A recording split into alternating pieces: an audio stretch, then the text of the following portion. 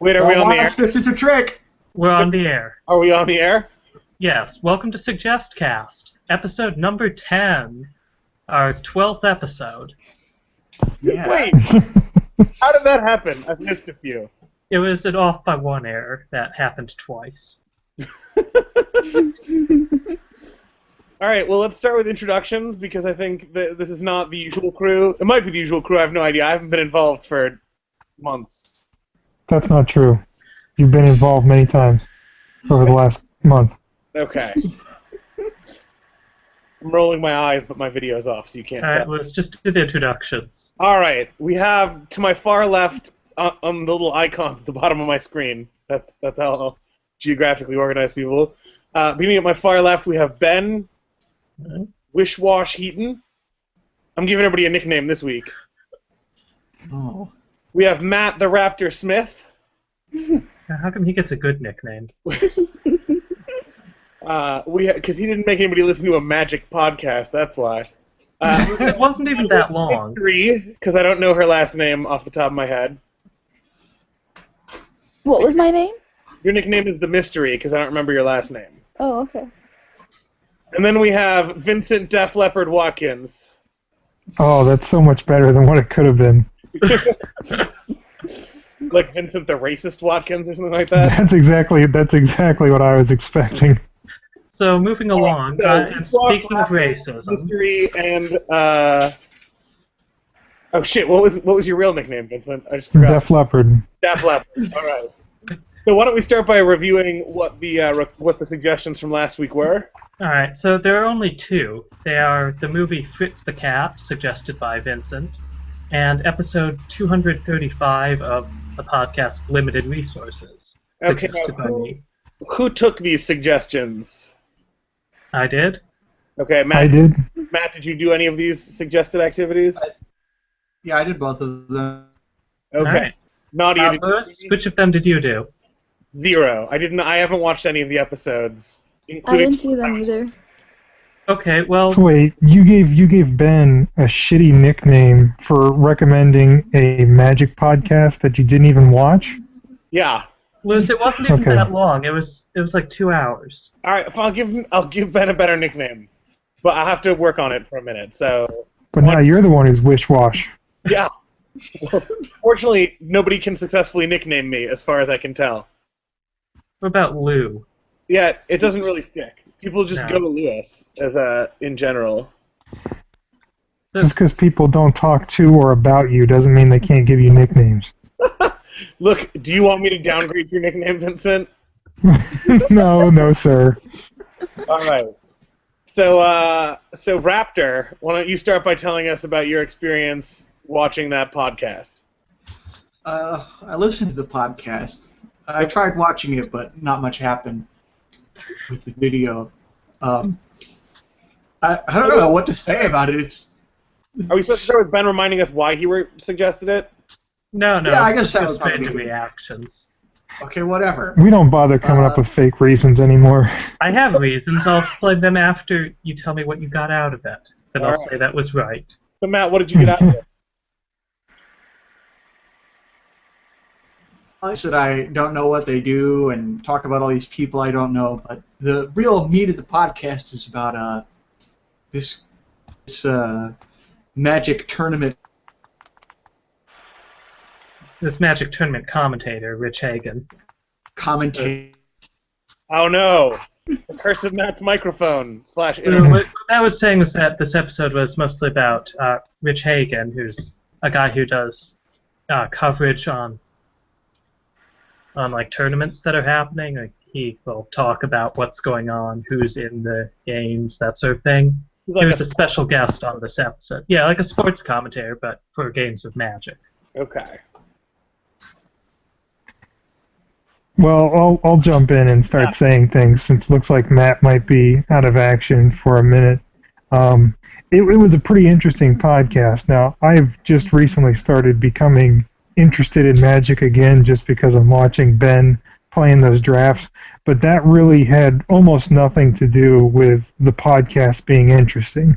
Like, if I could have separated what the interesting topics were from Magic, I would have said that Ben should have done that for us. Should have said, like, here, watch from, 30 minutes to an hour and 20 minutes or something like that.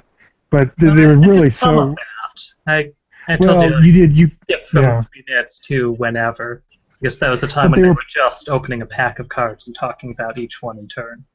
Yeah, but they were pretty tightly entwined. Like, I remember one point as I was watching it, I was talking to Ben at the same time in the hangout, and I started to make some pissed off remark about, like, why are you making us listen to all this magic bullshit, when we're past the interesting part of the podcast. But then it went right back into the interesting stuff again, so I never made the comment.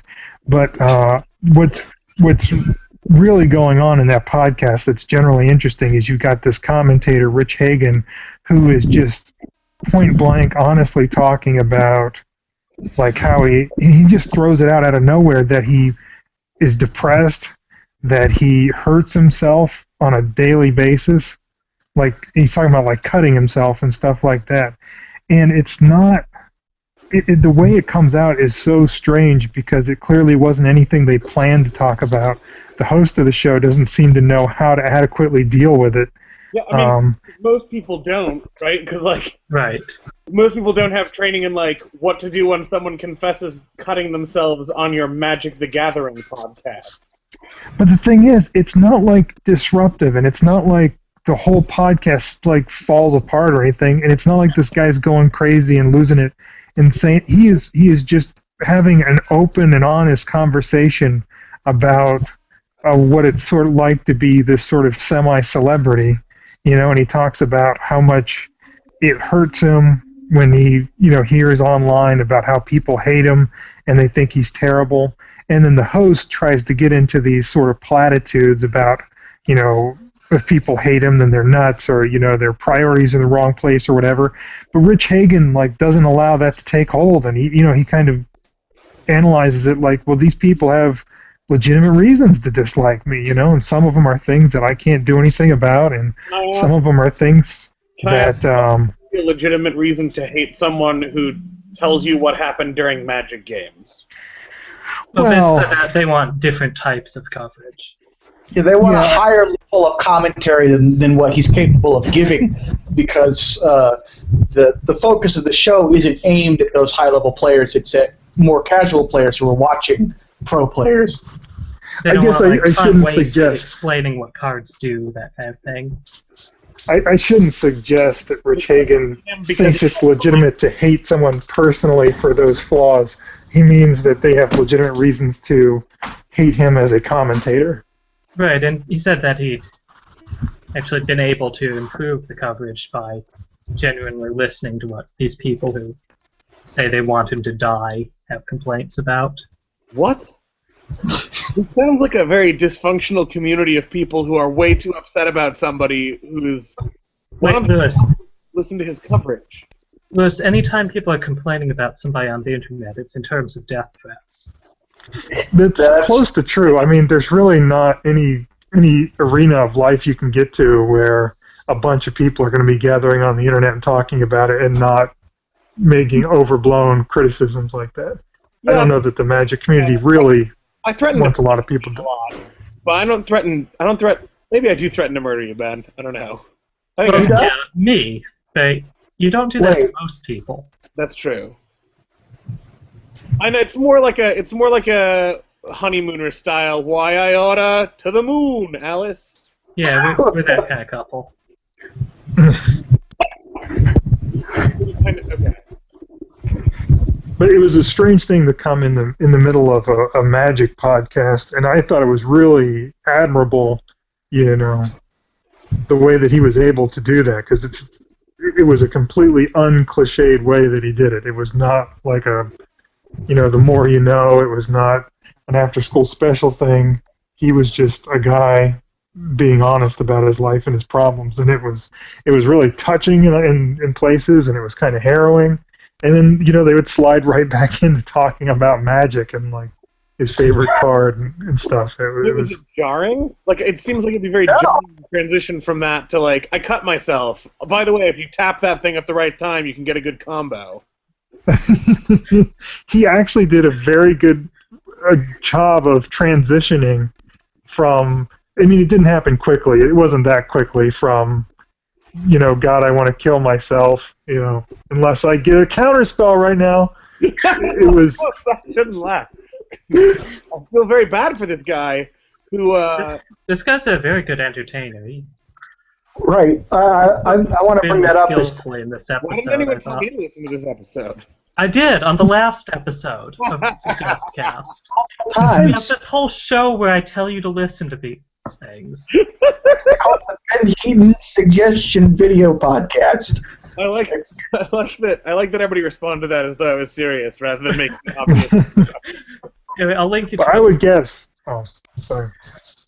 I would guess, Ben, that this was partly suggested, and this is a guess, but you can, because you're here, able to communicate with me in real time, you can say whether this guess is correct. But I would guess that you were able to connect with what this guy was saying personally.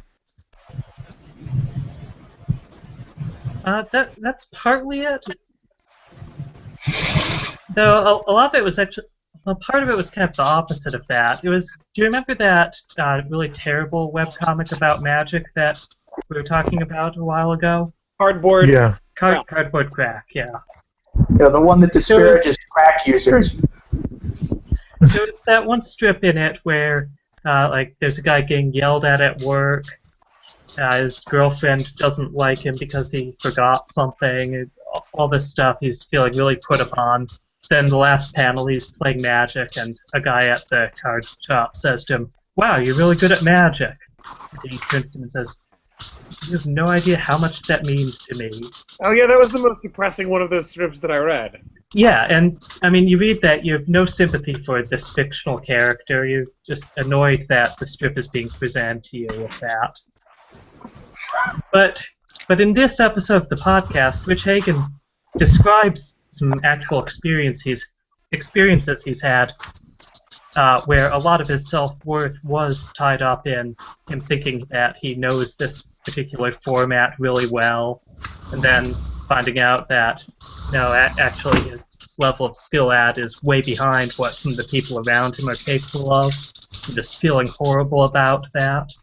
And that's basically the same sort of thing, having your self-worth tied up in your level of skill at this hobby. But the way he did, I was able to empathize with it. It was just this huge contrast that I found pretty interesting. That's why you recommended this episode? No, that was a part of it. Most of it was just that it was this really unexpectedly open look at him basically bearing his soul on a magic podcast, which this is not a usual thing to happen on that podcast, by the way. I think I'd like that podcast better if every episode was also like a little bit of therapeutic. I have good news for you. That episode was pretty well received, and the host of Limited Resources is starting a spin-off podcast that's mostly one-on-one interview stuff. What's it called? I forget. Terrible name. Legacy Betamax Simon. I can look up what it's called, actually. Ancestral Recall would be a good name if it was talking about people's genealogy. Let's take magic phrases and think of good podcasts that, like, what that podcast name would go to. Oh, he's calling it the One for One. What does that mean? No, it's like a one for one is a magic phrase when, like, you play a card to deal with one card of your opponent's. It's a one for one. And I guess it's also to kind of suggest the idea of a one-on-one interview. Yeah, no, I got the wordplay there. I didn't get the bait. Okay. So he's starting a spin-off for special shows where he only talks to one person? Well, shows where instead of talking about an aspect of magic, he's talking with a person about who they are and about why they want to commit suicide. Yeah. He never talked about suicide. No, he didn't. I think it's also worth noting, I wanted to bring up that these two guys that are having this strange and beautiful interview, I guess, they're both professional like sportscasters, right? And the guy who's interviewing him is a former pro poker player, and poker players at the professional level are kind of they're very well trained to deal with curveballs. You know, like when you play poker a lot, you learn to sort of just accept like horrible things that come your way and then just deal with it. So I think that sort of like that must have had something to do with the way this was handled. Yeah, there's literally no limit to the combination of cards you could get in a poker game. You never know what's going to happen. Vincent, I thought first you were just going for a no limit pun there. And then I realized you're going for a joke about misunderstanding how finite combinatorial mathematics works, I guess. Yeah. All right, so Nadia, what did you get out of this podcast episode? She didn't listen to it. Oh, Lewis? I also didn't listen to it. What did you get out of our description of it? What I want to know, although I could just go look this up on the last episode, like how much of that did Ben share when he recommended it? Very little. Okay. So we had no clue why we were listening to it. But he didn't say anything about the openness or self-harm discussion or anything. No, basically all I said about was, and skip ahead to this point in it if you don't want to listen to them. Just talk about cards in a pack of Magic cards. I see. Which I guess would have kind of suggested to you that I'm recommending it for things other than Magic strategy content. Right. I listened to that part anyway, just to spite you. What was the best card in that pack, Matt? The rare. I don't even remember what was in that pack. Um. Anyway, Lewis, the cards aren't the point. This isn't about card games. This is about people. This is about life. Yeah. Get your head out of the gutter. I like that that's the gutter. I have a question for Matt. So do you actually think that being a poker player really does prepare you for unexpected things?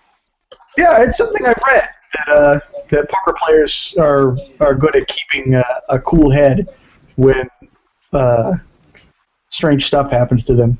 This is not true. Sometimes you'll be playing poker and then like a bear will crash through the wall or something. I know. Yeah, but you don't even care. I tried that online poker. Ben, I hope if that's enough to shake you, then you might as well not even head out for your local game because you got no poker skills at all, let alone the World Championship. So I'll say this: I don't think it rings true for poker players I've interacted with who, when they discover that my betting strategy is pretty much disconnected from what cards I have, get extremely upset if I win. Like, well, the good ones wouldn't. The good ones would be happy that you're doing that. They'd be happy that I'm winning, but like when I go in like 3-9 unsuited, and then it just happens that it turns into like a random flush on the last card, they get so mad. They're like, why were you still playing? And I was like, I don't know. I just thought I could bluff you out of. They're like, you have to have something, but it turned out I didn't. The only professional poker players I've met are actually incredibly rage-filled people who get very upset when things don't go their way.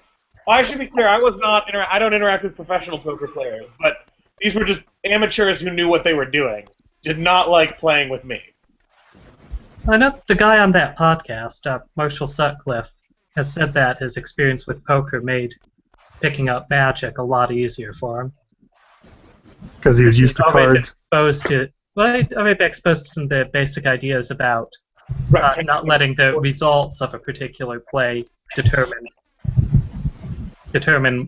what you assess the right choice to have been. Yeah, but I feel like playing cards is a little different than someone telling you that they're hurting themselves.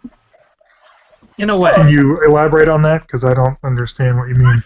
Yeah, it's sort of a combination of a guy who professionally talks to people, interviews people, and also plays poker. I think so it's that I will agree with, because no matter how you're coached, like no matter how little you may respond to certain things, having the right response to someone who tells you something personal can be a much more difficult issue. Right. So, like, I mean, if there was somebody who was a pro poker player and also, like, like a mechanic or something. If something goes wrong with the car, I think that like he's going to be able to keep a cool head whenever something weird happens in the engine and just analyze it. What the fuck are you talking about? I don't know. It goes on and on. So here's something interesting in the comments on this episode that I only saw after recommending it last time because I don't really listen to it through their website. I just subscribe to the podcast. So I hadn't seen this before linking it to people. A commenter asks, what was all that business about hurting himself early on? Just some of that infamous dry English wit?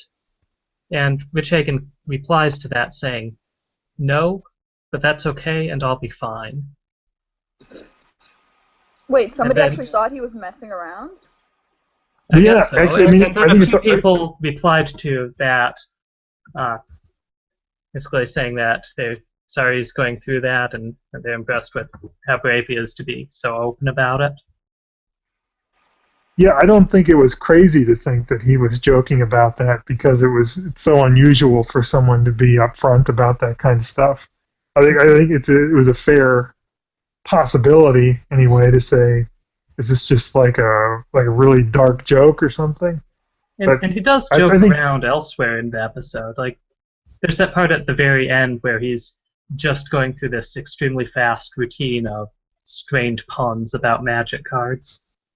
Yeah. Lewis, you should skip that part.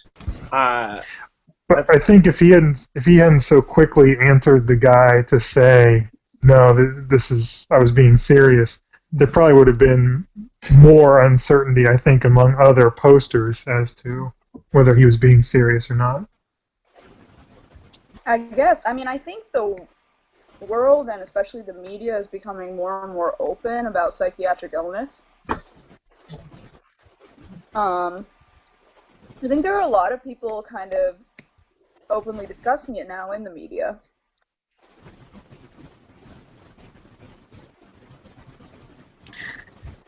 Yeah, although this wasn't like, hey, I take medication for an illness that I have. This was a guy saying, yeah, I am actively, regularly hurting myself.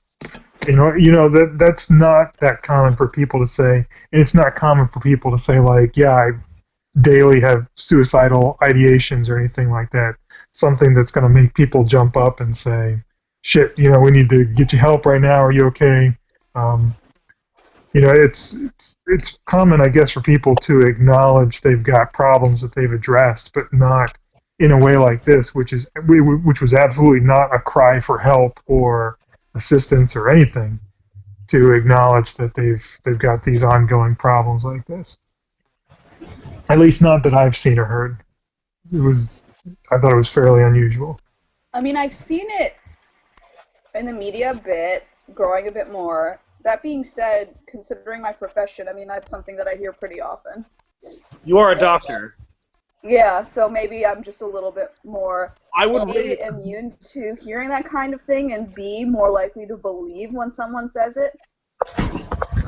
Yeah. Well, I mean, I think the skepticism would probably come from the fact that, like, if you have a large enough base of internet audience, there's going to be dicks and unsympathetic. Yeah, who just make stuff up, which is a little bit something I'm been less a exposed to. doctor, because people are much more likely to tell their doctors things than. Well, I don't know. Vincent's a lawyer, so maybe he should hear a lot of this stuff. Oh well, yeah. I meant in unexpected circumstances. It's not unusual for me to hear about people doing crazy stuff and hurting themselves or anything like that. All right. I think this is a good point to transition from our discussion of limited resources into a discussion of Fritz the Cat. Is that the pornographic cartoon movie? Yeah. Well, No. It is X-rated. It is not not like pornographic. Okay, why is it X-rated if it's not? Well, That used to be a wider thing than it is now. who watched Fritz the Cat? I did. Oh, wait, we should Oh, Ben, do you want give a thumbs up, thumbs down for that podcast. Oh, we vote on the suggestions now? Yeah, that's a thing we've been doing lately. Sometimes. I'd give a thumbs up to it. Yeah, thumbs Okay, up. are we... All right, Matt? Thumbs up. Matt gives a thumbs up. Lewis? I didn't watch it. Nadia? I Thumbs up or didn't thumbs watch down? it. I'm giving a thumbs up to our discussion of it, though. Rock solid discussion. I would be Alright. interested in watching it. Yeah. Well, I'll post a link to it in last week's episode. I don't know if that's true. I think you already did post a link to it in last week's episode. I don't view time as linear. That's silly of you. All right. So, who watched Fritz the Cat? I did. Me. Matt did. Matt said he did. He can't participate in the thing because of his internet. And Vincent, Man, you've seen it before. Yeah, and I did rewatch it as well. So Good. what is it? Okay, so Ben, I guess you're the main person who didn't recommend it and watched it. Right. So, I mean only. all right. So it's an animated film. It's based on our Chrome comics. It's all right. So think of it as a movie about this anthropomorphic cat who goes around, he can talk, he can walk on his hind legs, he can smoke pot, he can grab girl cats' breasts. He does a lot of that.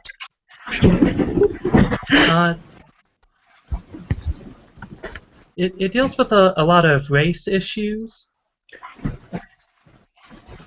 How? Like black people in it are represented as crows. Okay. Like in Dumbo? Yeah, more or less. But no, I guess in Dumbo, crows are just like really racist parodies of black people. I mean, this movie is kind of racist in its portrayals. Okay. Oh. I said kind of. Oh wait, All right. Ben, do you approve of the upgraded nickname Ben Hopscotch Heaton? Sure. All right. No longer Wishwash, and I keep forgetting what I nicknamed Vincent. Def Leppard. Yeah, Vincent, I will say there were some very nice parts at making fun of white people kind of falling over themselves to explain to black people how much they know about race issues. I thought that was well done. Yeah, the more things change, the more they stay the same. So, like, the black people in it are all crows, the cops in it are all pigs. Is cop a race? Basically. Well, It's alright, a so here's an culture. interesting thing in this. Like, there's a scene taking place in a synagogue. All the Jews there are drawn the same way. They're the same. I'm not sure if they were dogs or what, but they're all drawn as the same type of cartoon animal. If they were Sure mice, they were- I think we might be talking about the critically acclaimed graphic novel Mouse. Was it set during World War II? It was not. Okay, probably not Mouse then. Anyway, so the two policemen who are chasing Fritz the Cat for being caught in this drug-filled orgy earlier on, they follow him into this synagogue, and it turns out one of the policemen is Jewish, but he's not depicted the same way as the other Jews there. He's just depicted as this pig because he is a cop. I see. And so I think in that sense, yes, cop is a race in this setting. That's actually interestingly similar to how in Mouse, German Jews are still mice, rather than. So the different species of animals in Mouse are nationalities in general, except if you're Jewish, that dominates over the other ones. And like if you're pretending not to be Jewish, you're wearing like you wear a pig mask to pretend you're were the pigs American? I don't remember. Anyway, I think the French were dogs. Nope, the French were frogs. No, I think they were dogs. It doesn't matter. Anyway, Mouse was not the suggestion. I think it's interesting that in Fritz the Cat they actually made an effort to. They actually had someone who kind of transversed two groups so you could see which one trumped. They actually have a word in German for things that are part pig and part dog. Peacock? No, in German, Schweinhund. Okay, I'm just saying, in English we can do that too. I don't understand what that means. Like, is it a food? It's their word for pig dog. Yeah, it's the thing they call things when they want to call them pig dogs. Right, like where we would say pig dog, they would say Weinhund. Is it like an They just want to insult? be I more don't confusing. understand. Can we all continue really condescendingly explaining the idea of synonymy between languages?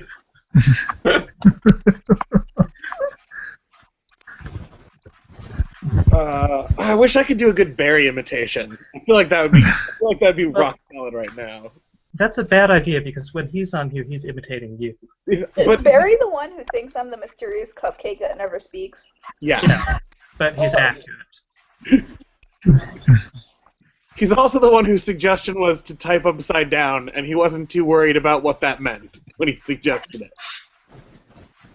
Yeah. Oh, Lewis, there's also a bit in the synagogue scene where this radio slides into view across the floor and starts playing some news about how the U.S. is going to supply more weapons to Israel, and then everybody in the synagogue starts cheering. That's print and social commentary today as well. My Facebook. More things change, huh? Yeah. Or plus sachon? I don't know. Is it a hard C or a soft C in that French phrase? I don't know French. I think people in English say it with a hard C, but I think in French it's supposed to be a soft C because it's the C with the little hook on the bottom. What word? The phrase, there's a French phrase that they say instead of the more things change, the more they stay the same. It is a literal translation of that phrase. But Yeah, we have a phrase for that in English, too. Yes, it's the one I just said. It's Weinhund. French, it's C-L-U-S space C with the little bottom thingy, A space C-H-A-N-G-E. We call that a tail. And it means the more things change, but the whole phrase is the more things change, the more things stay the same. Do you want me to ask my boyfriend word- to say it? No, it's okay. No, I think we're okay. I think I've covered the two options, and people can look it up if they're concerned. Yeah. So, Vincent, you seemed very upset at Ben's suggestion that this was racist.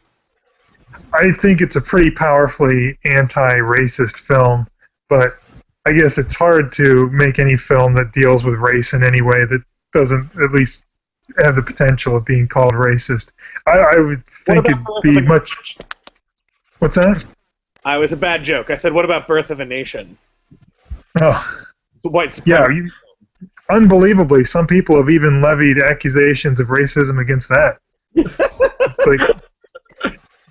It's like even straight up history. They're saying even history is racist. Yeah. All right. Sorry, I interrupted you. You think it's unfair of Ben to level that charge because of the anti-racist, like the sincere anti-racism of the film.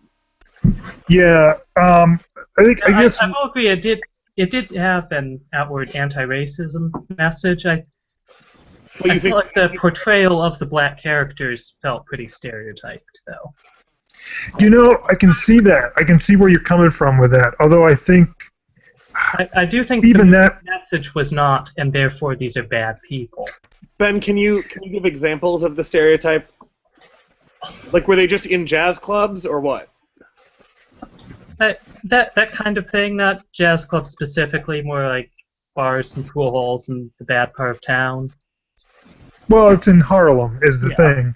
It's when Fritz the Cat is running away because he accidentally burned down his school dorm, and so he goes to hide out in Harlem, and so he goes into a bar, and but see, I don't even think that it's everyone in there is all that stereotypical. You don't get to know most of them with the way the scene starts out, and I think it's a really good scene.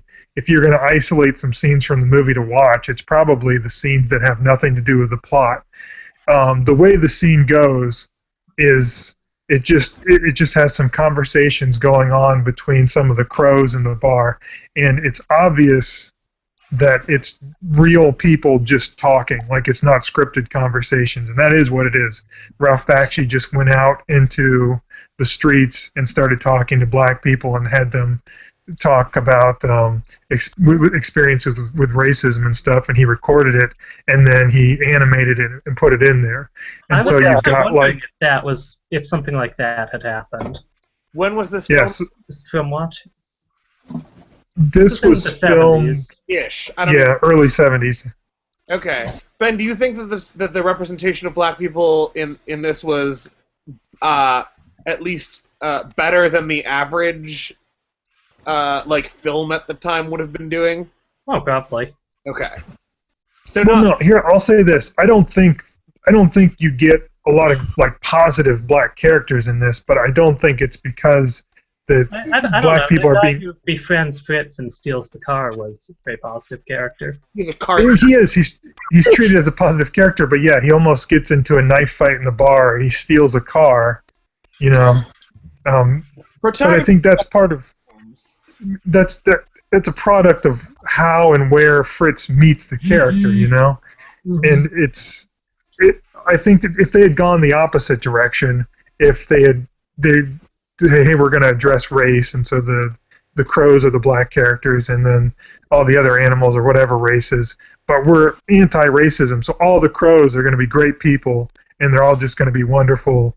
That would have been ridiculous and condescending and worse than the way they did it. The way they did it, I don't think, was either way. It was neither, hey, black people are great people or black people are terrible people. It's just, if Fritz is going to hang out in Harlem to hide out from the police, and so he goes into some dive bar, and he falls in with some guy who's playing pool, it's not an unrealistic character that he would meet.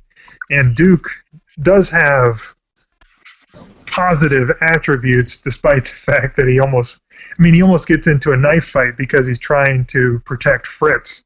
Right. Because Fritz is bartender boy.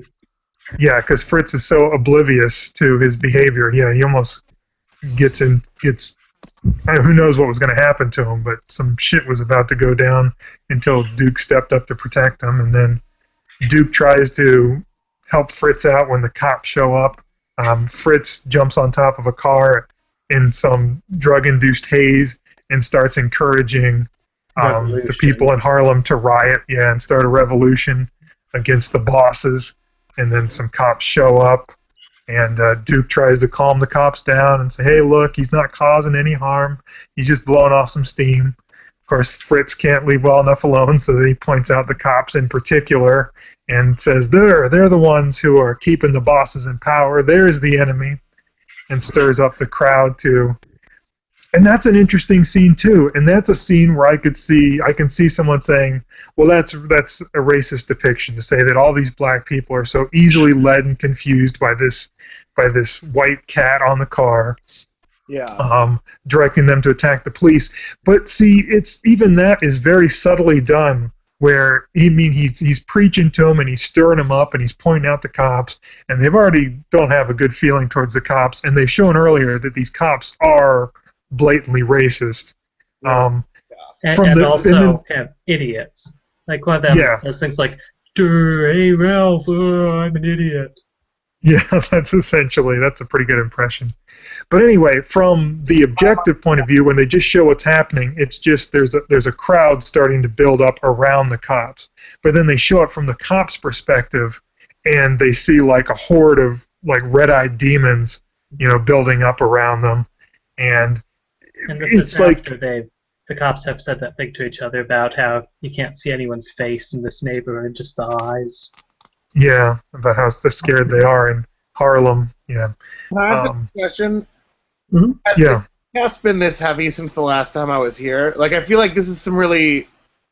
It's always like this. Was there a plan to do, like, let's talk about mental health issues and let's talk about, like, race next time on SuggestCast? I feel like when I left, it was like, let's talk about a children's song about cake. Well, that children's song was actually about death.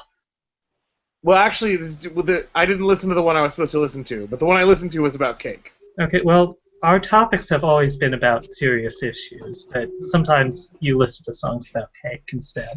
It was a good song about cake. It was. I liked the I'm song glad you about interrupted, death better. though. I'm glad you interrupted me, because I could talk about Fritz the Cat forever.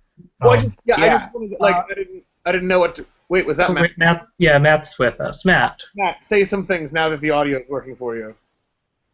Oh, so you guys really couldn't hear me at all before? No. When I was on my... Oh. You notice that we were talking over you? He thought we were just being rude. Well, whatever. Like, Don't worry about it. The thing that's the most interesting about Fritz the Cat is Vincent mentioned it earlier is the audio, where it's so obviously a large portion of it is.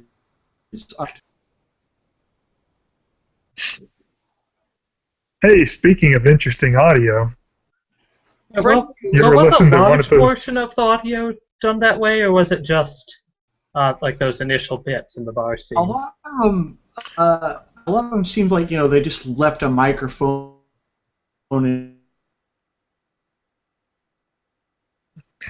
a really professionally recorded in a recording USB. I'm so sorry. Lewis, is there something you want to share with the rest of the class? I'm just laughing at the fact that we get about 1/3 of Matt's sentences. I think I understood what he was saying. Just 1/3 of each sentence he says.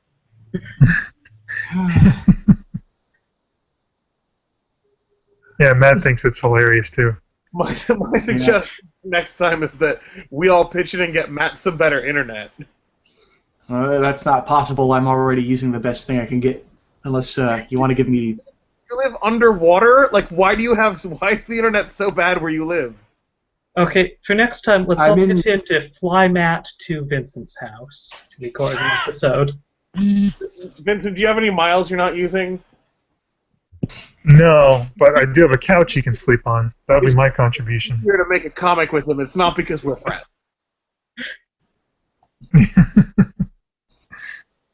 Sorry.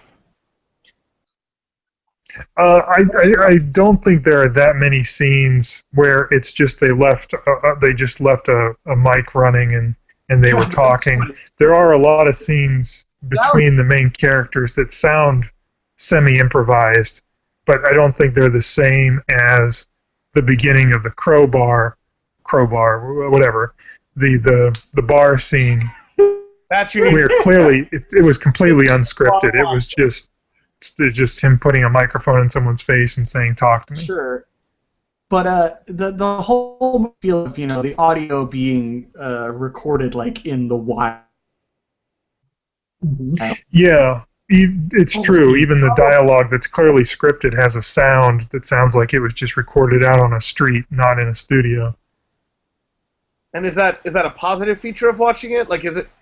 I can see how if executed well, it could be interesting, but like, it could also be very distracting to have like those audio artifacts that go on when you're not. I don't think the audio artifacts are ever inappropriate because it's always in the same setting that the characters are in.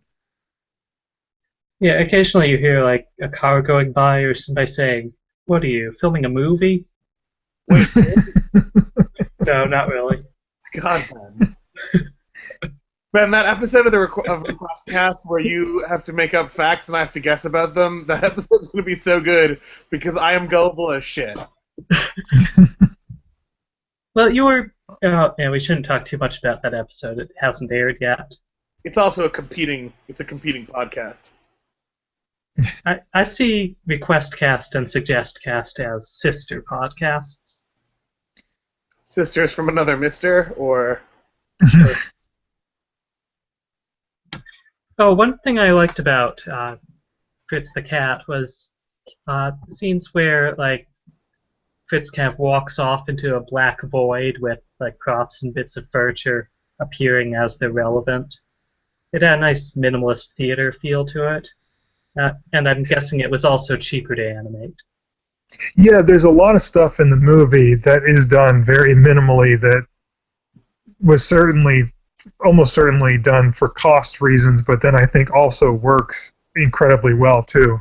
I talked earlier this week about how much I love the scene leading into the Harlem parts where it's just a crow standing in front of a black screen initially, kind of like snapping his fingers and doing this little dance, just very little dance to that Bo Diddley song, as the an image of a Harlem cityscape gets larger in the background until it fills up the screen and then it goes into the scene. It's just like 2 minutes of nothing happening but listening to that song and this crow kind of snapping his fingers to it. But I just think it's such an effective transition. I love that part. Is there a lot of crazy stuff going on in the backgrounds during the? Not really. Because when you mention Ralph Bakshi, there's this movie podcast I listen to, and at the end of every episode they do movie recommendations, and they sometimes just talk about movies over the course of the episode, other than the movie that they're responding to in particular. And they got on some tangent about Cool World. No, well, they started on Cool World, and then they talked about how Ralph Bakshi did the animation sequence in the one where the person like gets inside the TV, or it's not Lord of the Rings. No, I hate that. Anyway, I don't know much about Ralph They just Bakshi. got into a conversation about Ralph Bakshi in general, and they were saying some Ralph Bakshi movie, there's always crazy stuff in his animation going on the side. And it's clear that it's like a form of fight with the producers about what will be in the thing, and like so like the focus of the scene is always like what it's supposed to be, but he's just got like little Easter eggs all over the place of like what he wanted to be going on in those scenes. I don't think that's true. I mean, I guess I'd have to know exactly what they're claiming. Yeah, but Ralph Bakshi's animation is usually very conservative towards what he needs to show. His movies are always done very cheaply. There's usually not a lot of extraneous stuff going on. So I don't know. I could be wrong. Cool World is the only exception I can think of, because then he did have like studio money, and so there's all kinds of stupid bullshit going on in that movie. Cool World might have been the one they were talking about, but I felt like it was a different movie that was entirely animated. I don't think it was Wizards. Well, there's Coonskin, and there's Hey Good Lookin', and Fire and Ice. He did Mighty. I think I've got. What's that? He did Mighty Mouse. No. Yeah. Oh, supervising director. Anyway, I listen to that podcast a lot. I'll catch that episode at some point and figure it out. You know who else worked on Mighty Mouse was Chris Falusi, the guy who created Ren and Stimpy. He started out underneath Bakshi. Bakshi was like his mentor or something like that. Huh. That's. Right. I guess that shouldn't be that surprising. Let's. I wouldn't have guessed it. Let's move on Fritz the Cat. Oh no, was somebody else about to talk about Fritz the Cat? I wanted to talk about the problems Fritz the Cat has. Is that it has his problems in the movie, or you mean problems with the movie? problems with the movie. It's got a real clear lack of focus, and probably should have ended after the riot scene. Oh my God, you're so. Oh, I'm sorry. Vincent, It felt kind of unfocused to me too, to be honest. Yep. Like, at the end, my main impression was after they've given them. Well, what? I said for Vincent not to shut down other people's opinions until after they've given them. Right. Yeah, I'll be quiet. Yeah, It's got my this impression is where- the end of it. What? No. These characters, and then Fritz ruins their life somehow, and then like they die or they just never appear on screen again. So it's like an X-rated Baby Huey. Baby Huey is like the giant fat duck that like sits down in the wrong place and like ruins everybody's day all the time, right? I get. And that's missing a lot of the character's subtleties. Baby Huey or Fritz the Cat? Baby Huey. What isn't it? He's just a giant stupid bird that everybody hates. The bird is a metaphor. For me, I feel like the bird is a metaphor for me in junior high. That's. Aw.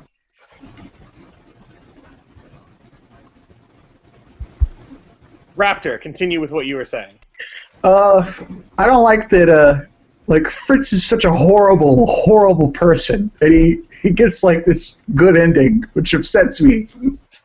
Like the whole point of the movie is that Fritz is awful, and he ruins the lives of everybody he comes into contact with because he's just a selfish, cowardly loser. So he's not just oblivious, but he is in fact he has like positive, not positive, but like has active bad traits rather than just obliviousness. He only half-heartedly tries to do the good thing, and then like he just is very cowardly about it, or. I guess, but He doesn't go through with the terrorism thing that he's got himself mixed up in. But Ben, you described him as engaging in a lot of sexual assault. When you listed things that you do, grabs a lot of walk, women's talk, breasts, smoke pot. but a lot of it is consensual. Oh, okay. It sounded like he was just grabbing random breasts. No, that would be crude. And sexual assault. Yeah. Well, to be fair, they're animals, not people. Yeah. I mean, he's a cat. I've seen cats do that. You have to take back your claim that the crows were racist if you're going to make that move. Crows are actively discriminated against by farmers. Crows are actually discriminated against by cats in this. Fritz talks to Duke about how he's filled with a lot of guilt at how cats have treated crows throughout history. Cats are white people?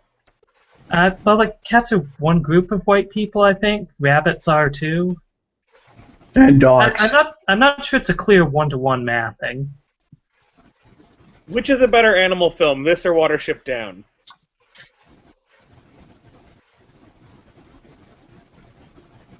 I can't answer that because I've never seen Watership Down. I haven't either. What? It's Fritz the Cat. Fritz the Cat's a better movie. Okay. I mean, I haven't seen Watership Down, so I can't argue against that. So yeah. But Watership Cat Down is a great book, though. Watership Down. Have you seen the movie, Vincent? Yeah. Have you seen it as an adult? No, I only watched it in junior high, I think. Yeah. If you've got good memories, they're going to be trashed if you see it again. I remembered it. I've watched it like 3 times as an adult, always thinking, man, this can't be as bad as I thought it was the last time I saw it, and then it is. It's much more effective as a child. Did you watch Plague Dogs, which was a later movie by the same people who did Watership Down? Yes, I did. I read the book after Watership Down because I was so infatuated with the author, and then I read Plague Dogs, and I read Shardik, and I was like, oh, he writes lousy books. He just happened to write Watership Down as well. But yeah, I watched the movie on that too. I love that rabbit religion and their trickster deity, or not deity, prophet. Yeah, that's a fair description. Like a whatever character, I guess. Yeah, their progenitor. Yeah. He's a trickster rabbit. Like, that's his shtick, is that he's really good at, like, trickiness. So, Speaking of things that involve rabbits, back to Fritz the Cat. I don't know. Sure. I guess if you want to. Yeah, I was also dissatisfied with the ending. Like, after Fritz has gone into this terrorist thing to blow up the power plant, and then gotten blown up in the process, then he wakes up, he's bandaged in this room. A bunch of cat women from earlier in the movie desperately want to go in and see him. They go in there, he basically starts struggling to even open his eyes or speak, and then he basically rips off the bandages and starts having sex with the 3 of them. Because everything's fine.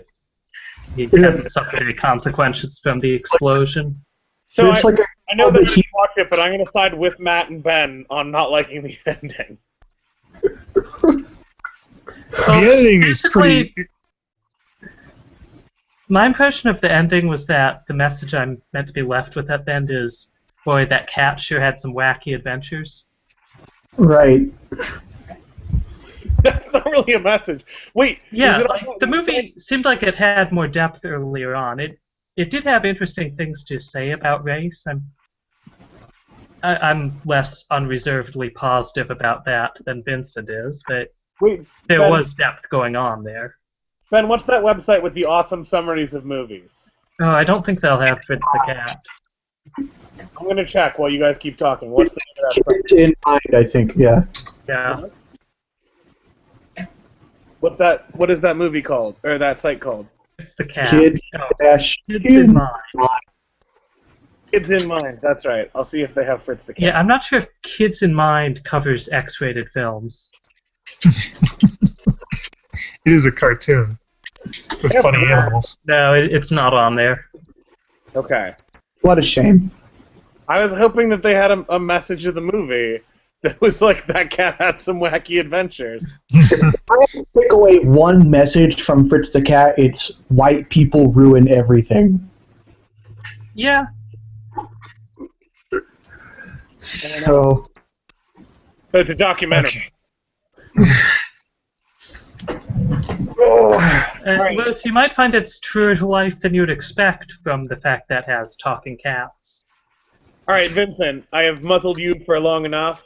Vincent Crowbar Watkins, please defend your choice or whatever. Express Okay. The ending is not, I don't think, meant to suggest that the moral of the story is that Fritz was right all along, or right from the beginning, and hedonism is the way to go, and he shouldn't have bothered. You know, he comes full circle. And actually, the way the movie ends is with him giving essentially the same speech that he made at the beginning of the movie when he was trying to pick up these three girls. It's just, at the end of the movie, there's like a little more truth to it than when he gave it the first time around. Because he gives this speech about how he's been all over the world, and he's done everything, and he's seen everything, which isn't remotely true. He's just this fairly sheltered college kid who, you know, he's a pretty middle class, sheltered, you know, character who really wants to be a revolutionary, wants to be part of the 60s, but doesn't have the courage or the real, I don't know, moral indignation to do that. So he just gives this speech about all his experiences and how he's seen everything and done everything, and his soul's in despair because he can't figure out anything more to life. But it's all just bullshit because he's trying to pick up these three girls. And then he gives the same speech at the end of the movie, and it's still not literally true that he's been everywhere and seen everything, but he's been through a lot and he's seen a lot. And then it all comes down to the same thing for him, which is he just wants to have sex with these three girls who started out the movie by having sex with him in a bathtub. I don't think it's meant to suggest, like, right on, Fritz. Like, you got it, Fritz. You nailed it. You figured out what life's all about. Fritz is not a heroic character. I mean, I guess there are probably two different ways that people watch the movie, in the same way that there are, like, two main ways that people read The Catcher in the Rye. Like, some people read it and they're like, oh, Holden Caulfield, he's right, everybody's a phony, he's got it all figured out, and they like want to model their life and realize they need adults on Lennon. Right. And then category of people, adults. Yeah. And then probably the more sensible reading is that Holden Caulfield is an ignorant hypocrite who's wrong about everything. But I think the same is true with Fritz the Cat. He is not supposed to be held up as a model to the audience. He really is supposed to appear as repugnant as we're saying he is. And he's an absolute coward who continually stirs up these shitty situations. But then as soon as there's any personal danger or threat to him, you know, he runs away and then leaves other people to deal with the consequences. Not a heroic the movie, Jackie and Scooby. Yeah. His motives are less pure. I think they're an interesting example of, like, they are clearly protagonists and they are the good guys and you're supposed to like them. And in fact, the fact that they're cowards makes them more likable because they frequently overcome their cowardice either for the promise of Scooby snacks or just because they're good people to, like, unmask the amusement park owner. Sorry, continue. Oh, it's interesting. Fritz does have, like, the tiniest glimmer of growth right before he gets blown up at the power plant, but even then it's pretty small. Like, he gets talked into this terrorist plot to blow up a power plant for essentially no reason, and there's one line he has which that, again, basically no reason. Yeah, movies frustrate me a great deal. Well, Lewis, it's sort of a relaxed 70s attitude toward terrorism. And also, 60s. Takes place in the 60s. Logos, like, yeah, people don't need motivations to do things. It's just as if it's suggested, you just do it. I think that's mostly true. But that's what Fritz's whole thing is that he wants to be a revolutionary and he doesn't really care what the movement is. So whether it's just like, hey, fuck the police and let's do drugs and have a lot of sex, like, he's cool with that. Or if it's let's go into Harlem and start being a communist agitator, like, that's cool, that's revolutionary too, until there's trouble. And then when his Winston Schwartz, his girlfriend, comes and says, hey, let's bug out, let's go out to the coast, and, you know, we'll live in San Francisco, and you can just be like an artist and a poet and stuff. He's like, oh yeah, that's cool too. He doesn't seem to really care or be prepared to follow through with any of these plans. It's just anything that's countercultural he jumps onto. So he bumps in. What's that? You would not describe him as a character with integrity. No. No. Absolutely not. That's probably his most defining trait, is a lack of integrity. And any way the wind blows doesn't really matter to me.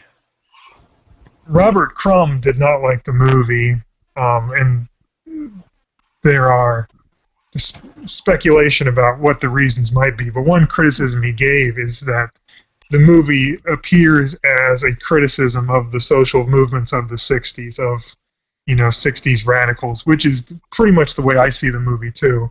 Is Fritz the Cat is, well, the movie starts out saying, just on the big screen it says the 60s, and letting you know that that's what this movie's about. It's not just that it happens to take place in the 60s. It's not just about this character. It's about the 60s.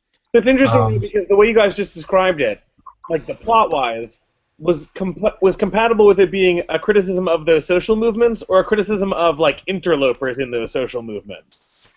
Like, it didn't sound like the communist uprising didn't sound like it was necessarily being portrayed as problematic. Although what you're saying now makes it sound like it was being portrayed as problematic.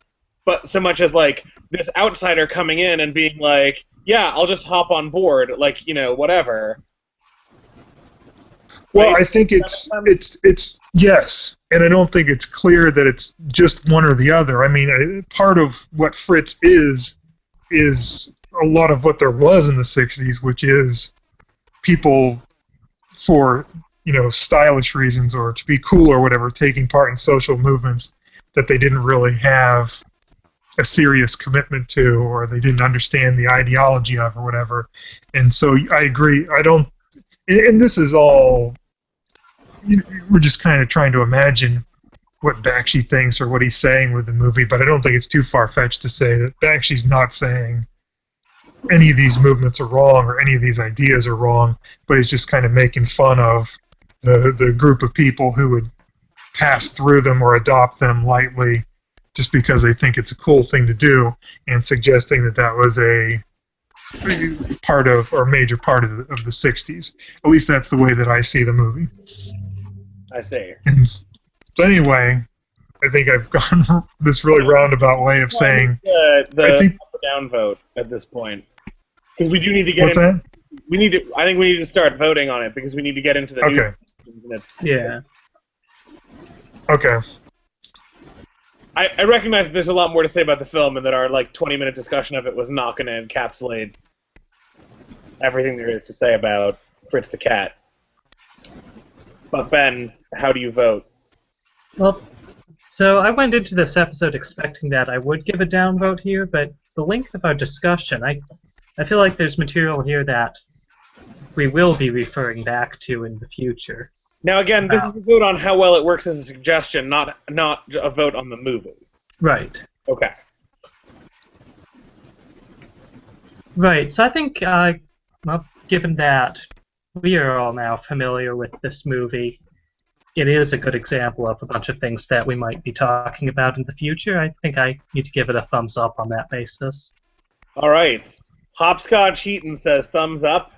Raptor, what is your vote? Yeah, I'd give it a thumbs up as well. It's also kind of like a historical movie for animation buffs to be, familiar with. Right. Nadia, Silent Cupcake, Mystery. Nadia, if you're trying to speak right now, you're muted. Nadia gives no vote. Lewis? Crowbar Watkins. Well, I'll give it a thumbs up. I could easily see myself giving a suggestion one week and then retracting my thumbs up from that suggestion the next week after the discussion, by the way. That's why that's happened. I thought it was worth getting your vote. Oh, you're right. Yeah, I downvoted my own suggestion last week, I think. Yeah, I downvoted mine last time. Write a letter to a celebrity? Yeah. No, I also never did it. All right. I'm going to give the discussion a thumbs up. Alright. But again, I didn't recommend people listen to that. All right. Time. Yeah, if anybody's listening to this and somehow didn't listen to the part that came before, I do recommend going back and listening to our discussion. Okay, so now it's time for new suggestions. Uh-huh. We'll begin. Yeah, go ahead, Crowbar. Oh, no, I was going to say, who has a suggestion? I do not have. I did not prepare a suggestion this week. Well, I have a suggestion. All right, Hopscotch, let's hear it. All right, my suggestion is a particular forum thread. It's from 2006. I'll put a link to the thread in the show notes. It goes on for a long time. I'm only suggesting the first 10 pages of it. Oh my God. You'll like it. It's Ben, actually, no, wait, Lewis, you're the one here who has read it before. Oh wait, what thread is this? It's from Truth and Beauty Bombs. It's one of the ones on Justin's subforum. It's the one with Batman. Oh, with all the... Yeah. Okay. That's the one. All right. The one with Batman is not a unique descriptor for his... No, but you knew which one I meant. Yes. Okay. Do we elaborate on the suggestions at all? Yeah, so I'm recommending this basically because it exemplifies a type of humor that I enjoy, and I feel like it's both a very funny example of it and, more importantly, for our purposes, a fairly pure example of it with a lot to discuss about that type of humor. Okay. Raptor, do you have a suggestion? Oh man, I wish I did. Oh man, Lewis, what's your suggestion? I have one this week. Good. I was thinking the movie Sister Act, but I'm not going to. I love that movie, and I do think it's a fairly unique cultural reference point. Like, I don't think there's anything else quite like it in the world. But it's not your suggestion? Not my suggestion. I do recommend it. I think it's a great movie. We have no interest in mere recommendations. Okay. Here is my suggestion. Listen to at least 3, but up to 11 episodes of Night Vale with the following restriction. Definitely listen to episode 11 and then 2 other episodes that come before it, but I don't have specific recommendations of which episodes to listen to before that, except that I think I like the podcast. I recommend them all. But 11, I think, is the one. I think it's important to listen to more than one episode of it to get the sense of what's going on with it. But 11's the one that I want to recommend, but I want to suggest. But I want to suggest 11 after having listened to at least a couple episodes. All right, and this is Welcome to Night Vale, the podcast. Yes. Oh God. So they're like 20 minutes long, so it's not. So basically, it's like an hour of recommendation. If you want to listen to 3. We just did 2. There's no time limit on suggestions. You can suggest something that would take a full week to listen to. Yeah, I'm not going Well, I think this works well, though. When we only have 2 suggestions, it's okay if one of them's an hour long. Well, we have 2 so far. Nadia, that's right. have a suggestion for us? Perhaps a candle or a type of frosting. Maybe if you speak to her with a proper name, Mystery. Mystery for us. I don't think she's currently at her computer.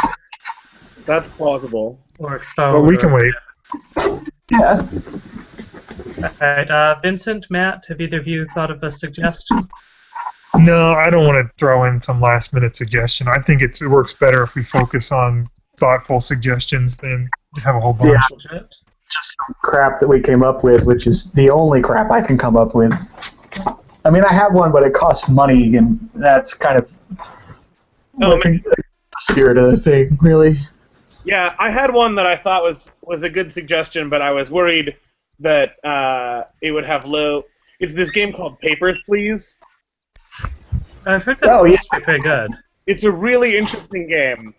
And when you describe it, it sounds like it's going to be the most boring game possible because you work as the guy at the customs like the checking people into the, and you have to examine their paperwork and see if it all matches up. The Right. game mechanic is looking to see if numbers match in two places. It gets pretty challenging. Plus, yeah, Have we all played it? Is that I've not. played it. I've never heard of it. I've heard it discussed on video game podcasts. so? Ben, it is the Earth game that is most similar to the phenomenon described in Constellation games about the one where you're battling to make the insurance dude complicit or not with his company. It's like it's about the tonality of evil. Right. There's this whole other level to it where you have to manage your personal finance. Yeah. And, So like if you're too careful or too good, your family dies of starvation because you're not making enough money. right. So you have to like push as many people through the line while making as few mistakes as possible. But like there's also people who are like journalists who want to do an expose on the government in there. And like if you let them through, that's like risky because you're not being a good, member of your government party or whatever.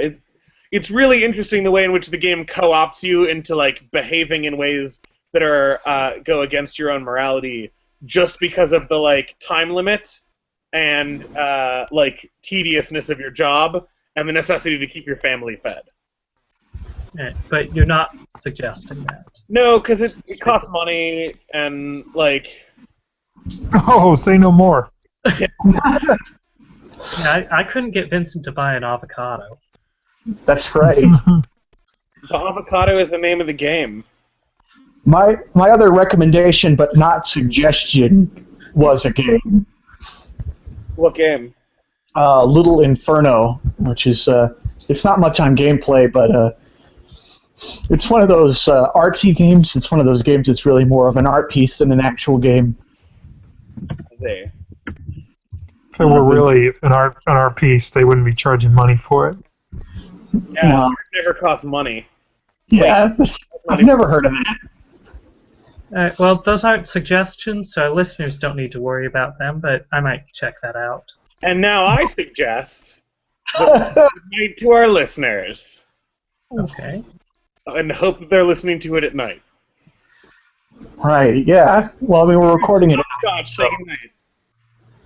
Good night. Raptor, say goodnight. Before you start listening to this podcast, make sure it's nighttime. Now say goodnight. Good night. And Crowbar? But good night, everybody. Alright, take us off the air. Wait, Nadia didn't say good night to our listeners yet. Just off the air. Are we off the air yet? Almost. Oh my god.